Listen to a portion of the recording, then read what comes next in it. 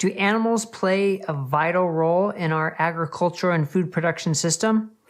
They sure do. I'm Dr. Brett Scher, the medical director at dietdoctor.com, and I just finished a live Q&A with Diana Rodgers. Now, if you haven't heard of Diana, you got to go back and watch my podcast with her, but also her book, Sacred Cow, The Case for Better Meat, and her documentary by the same name, Sacred Cow, are both really impressive and worth spending some time with. And in fact, as a Diet Doctor member, you can watch her documentary for free up until December 17th. So if you see this before then and you haven't had the opportunity, please go watch her documentary.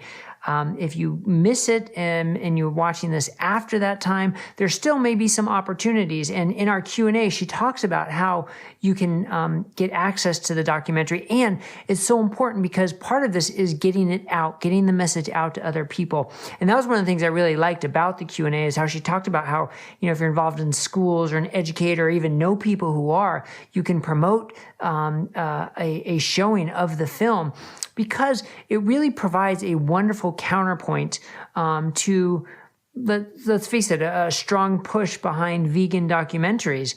And one of Diana's main principles in this book is really understanding the broader picture, not letting our biases and our own narrative kind of push what we think is the right science or the right message, but really looking at it from a broader perspective and questioning her own beliefs. And we talk about in the Q&A, which I think is such an important point.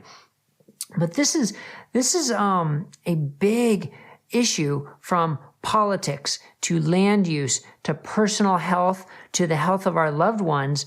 And it really sort of impacts all those different areas where meat and where cattle, where animals fall into this. And a lot of people are surprised to learn the nuances, that how important animals are for the land, that the so-called, better for the environment foods can destroy land with monoculturing, and they destroy lives, whether it's the rabbits or the birds, or the gophers and the squirrels and all the other lives involved with creating that food.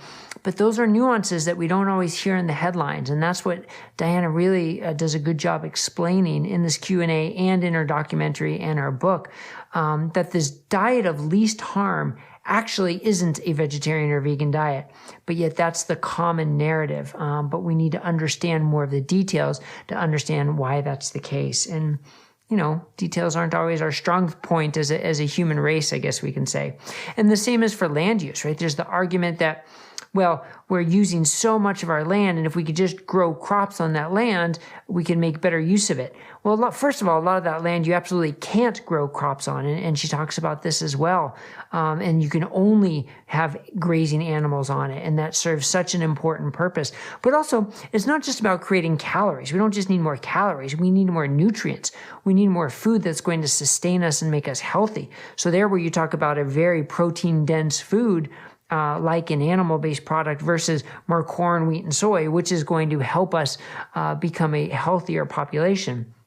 There's a lot of debate about that, but I certainly agree that the animal-based production plays a very important role there. We also talk about how you can get involved, how individuals can get involved to help promote the message, not just the film, but promoting it as an individual around your local communities.